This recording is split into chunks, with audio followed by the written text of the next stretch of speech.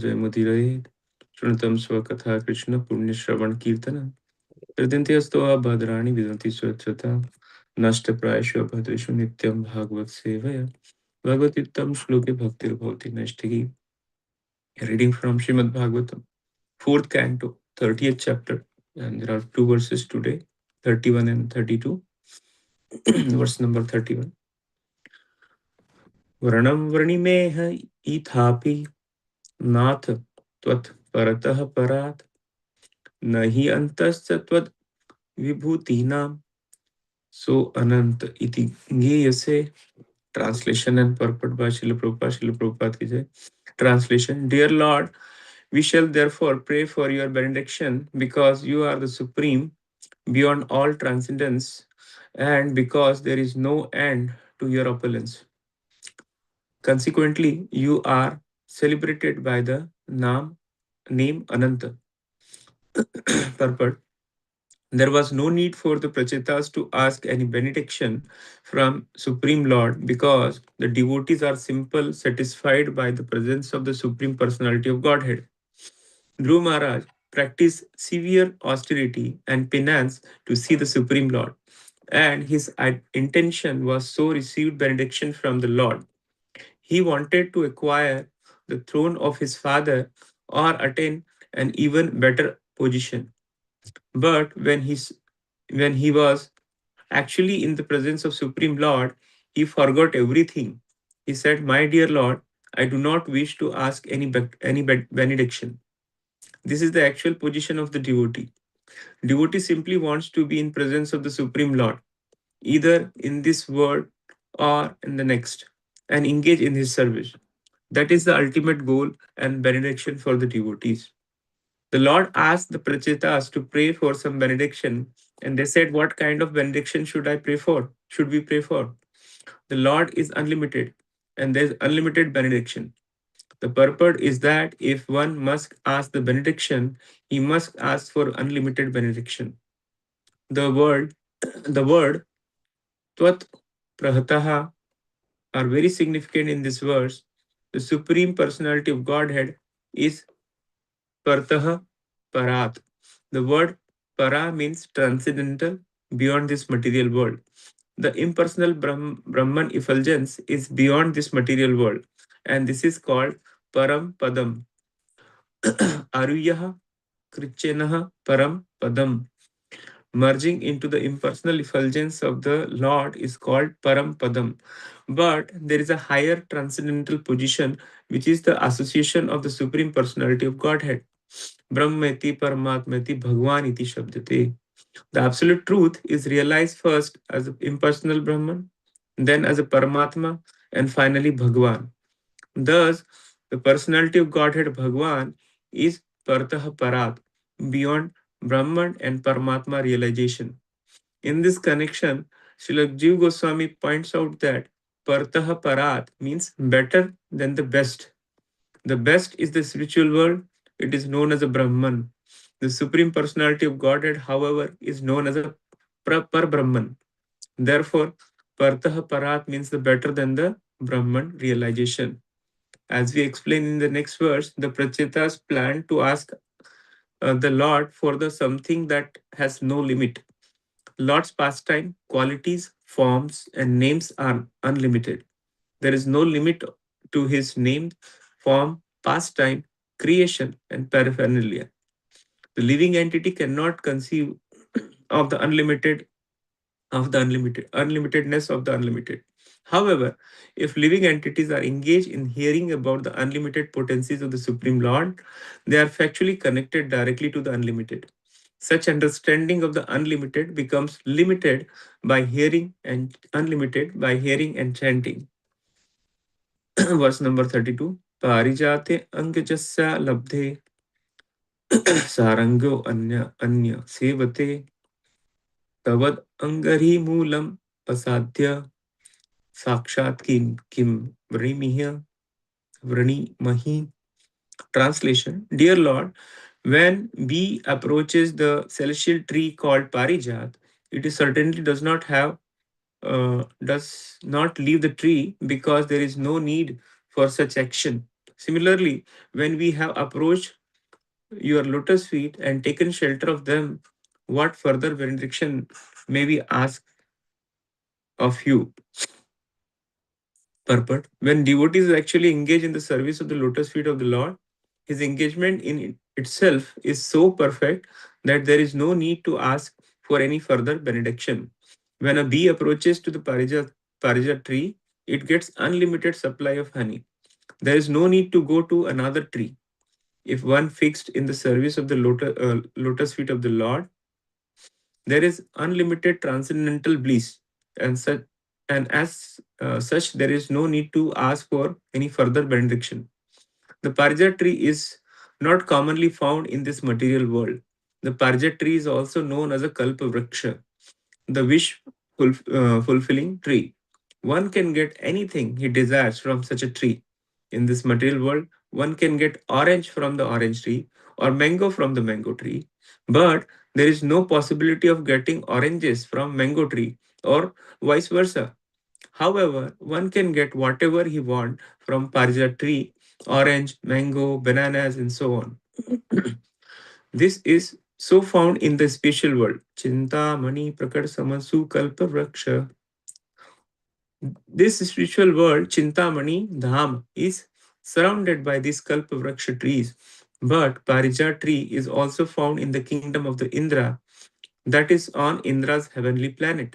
This Parijat tree was brought by the Krishna to please Satyabhama, one of his queen. And this tree was implanted in Dwarka mansions constructed for the queen. The lotus feet of the Lord are exactly like the Parijat tree or wish fulfilling trees. The devotees are like bumblebees. They are always attracted by the lotus feet of the Lord. Momakam Timrandasya Gyaranjan Shlaka Chakshumritam Tasmai Shri Guru Vinma. वांछकल्पतरुभ्यश्च कृपा सिन्धुभ्यश्च पतितानां पावनेभ्यो वैष्णवेभ्यो नमः जय श्री कृष्ण चैतन्य प्रभु नित्यानंद अद्वैत गदाधर शिवसदि गौर भक्तवृंद हरे कृष्ण कृष्ण कृष्ण हरे हरे हरे राम राम हरे thank you all for giving me this opportunity to take note of these two verses. I took it from the Balram Prabhu's lecture from San Diego. Please forgive me if by mistake I added my own interpretation somewhere. So today, in this verse, Prabhuji was mentioned that the pastime that Lord Chaitanya Mahaprabhu himself relished again and again, the story of Dhruv Maharaj. So Mahaprabhu would hear this pastime hundreds of times from Gadadhar Pandit. So if the Supreme Lord finds something so sweet and something so instructive, then surely there is something very deep meaning hidden here for us. So we are going to read this thing today. Why Dhruv Maharaj's story is so spiritually powerful, and how the devotees overlooks the material disqualification, and there is a difference between piety and purity, and so on. So Dhruv Maharaj was only 5 year old, a small child, innocent and pure hearted. So he simply wanted to sit on his father's lap, but his stepmother Suruchi stopped him and said, "No, no, no, you cannot sit here. If you want to sit, if you want to have these privileges, you must die and take birth from my womb." So we can imagine the pain of a child hearing this, Dhruv Maharaj. Imagine the confusion. The father, the king Uttanpad, sitting silently and saying nothing. So something in life, the people we expect to protect us, but there was no such favor or protection from King Uttanpad to Dhruv Maharaj. So Dhruv Maharaj heart was crushed, and he ran to his own mother, Suniti. She did not encourage revenge. What she says, she did not say, "Okay, fight back." No, she said something very profound. She said, "If you want a position greater than your father's, only God can give. Go to Him." And this was the turning point. This very pain became the doorway to the spiritual world. In the forest, Narad Muni came. So Dhruva, a 5-year-old boy, walk into the forest alone. And Krishna sees his sincerity and sent Narad Muni, the spiritual master. So Narad Muni tested him first. Oh, you are just child. Go home. Play. Don't do the austerities. It is not your task. But Dhruv Maharaj, being a Kshatriya, he says, no, I want to see the God. So this determination attracts Krishna. Then Narad Muni teaches him the mantra Om Namo Bhagavate Vasudevaya and the deity worship, austerity, meditation, everything Narad Muni taught him. So Dhruva performs such an intense tapasya that the entire world become disturbed. Even the demigod feel suffocated by the power of his meditation. So this shows like age doesn't matter, the background doesn't matter. What matter is the sincerity and determination. Finally, Lord Vishnu appears on Garuda, and Dhruva was very overwhelmed, overwhelmed, and he cannot speak. He was just a child. How he can offer the prayers, suitable prayers to Lord Vishnu? So Lord Vishnu touches Dhruva's head with his shankha, the conch shell, and suddenly the divine knowledge awakens in Dhruva's heart. He offers very beautiful prayers, including the famous one which Prabhupada also covered here. Dhruva said, I was searching for the broken glasses, but I have found now the priceless jewel. So, this is the essence of a spiritual life. We come to Krishna with so many material desire. Oh, Krishna, give me this, fix this, or make my life better. But when actually we meet Krishna, all those desires fed, goes away. Dhruva came wanting a kingdom greater than his own father. But after seeing Krishna, what happened? He says, no, no, I don't want anything. I only want you. So this is the transformation. This is the purification or bhakti.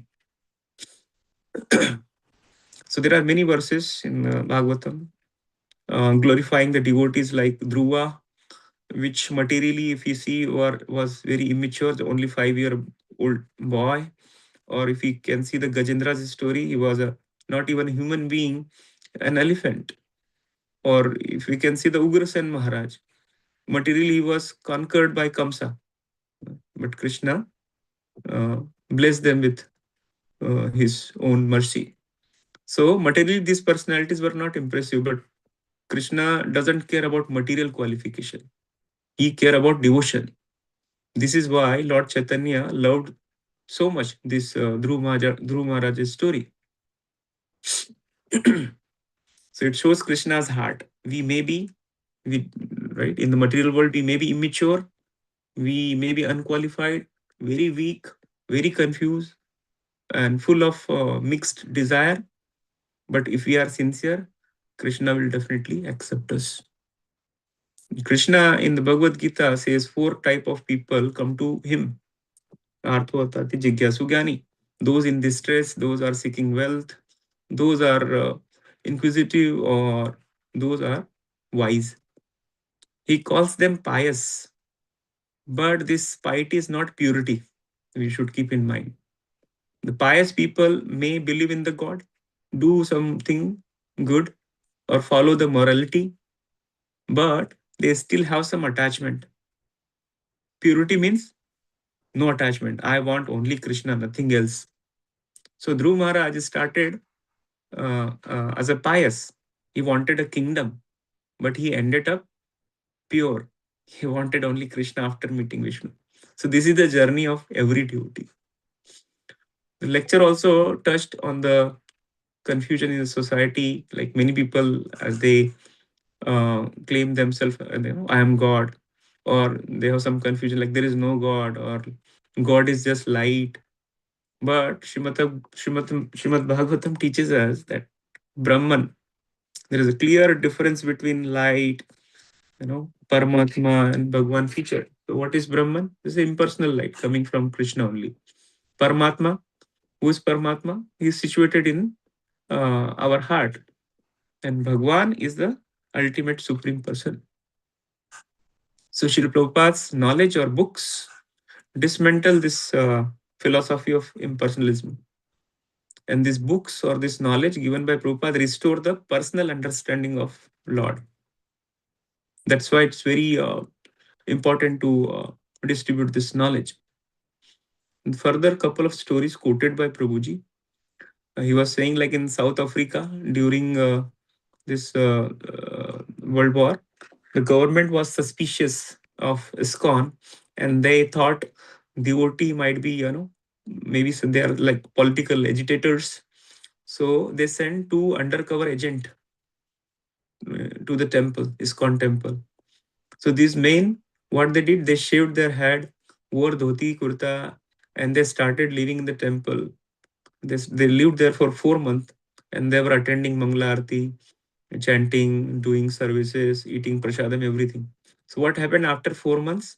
They reported back to the government that okay, these people are harmless, they are good, peaceful, they are very sincere. But then something unexpected happened in addition to this. The agent said, "We are resigning from our government position and we want to join the temple." So they came to expose devotees initially, but devotee exposed them to the Krishna's mercy. So this is the power of devotee association. One more story Prabhuji was narrating. A man who had been in Marines, very tough, hardened, sort of criminal guy involved in violent activities. So he once made money by muggling outside uh, some restaurant. But after coming into contact of the devotees, something shifted. He came into the contact with devotees, and after preaching, he agrees and he moved into the temple. He began chanting, began servicing, and eventually the same person who was the hardcore criminal, he became a gentle pujari. So gentle then that he would lovingly come, or service Radha and Krishna in the altar. So from robbing the people to worshipping the divine deities. So what can transform this? Only devotees association. So finally, what this Dhruv Maharaj teaches us is start wherever you are, even with some material motives, but be very determined. Follow the Guru, right? The way he got the Narad Muni, he accepted the instruction, and this thing will purify our heart. So our goal should not be the piety, become a pious, but our goal should be become pure by this devotional service. So what Lord Chaitanya teaches us here, hear this pastime repeatedly because Lord himself was used to hear this pastime from Gadadhar Pandit again and again. Okay, what is the other thing Lord Chaitanya teaching us? Give the Krishna conscious to others. Be an instrument of distributing Krishna's mercy. And what Srila Prabhupada in the same line teaches us, distribute this knowledge to others, distribute books, represent the philosophy very clearly, and live as an example of devotion. So let us all pray for the determination of Dhruv Maharaj and the compassion of the Lord Chaitanya and the purity of Srila Prabhupada. Hare Krishna.